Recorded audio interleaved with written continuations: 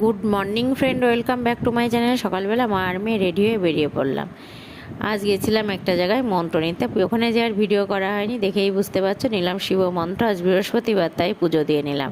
আর আমার যে বন্ধুরা এসেছিলো তারাও চলে গেল সকালে, তাদেরকে একটু সেদ্ধ ভাত করে দিয়েছিলাম, অনেক সকালে বেরিয়ে গেছে। সন্ধ্যাবেলা চা করে খেয়ে নিলাম।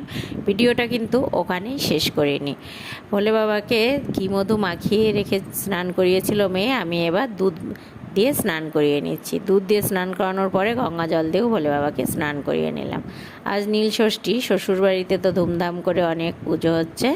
আগে আমি ঘরের ঠাকুরকেই দিয়ে নেব, তারপরে ভোলে বাবাকে যখন দুধ দিয়ে স্নান করালাম, আমার গোপুসোনা কেন বাদ যাবে, তাই গোপুসোনাকেও ঘি মধু মাখিয়ে দুধ দিয়ে স্নান করিয়ে নিচ্ছি।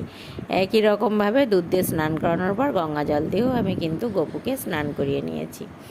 আর ওই বাড়ি আজ অনেক ধুমধাম করে পুজো আছে, সেখানেও যাবো। ভিডিওটা ভালো লাগলে লাইক কমেন্ট শেয়ার অবশ্যই করো।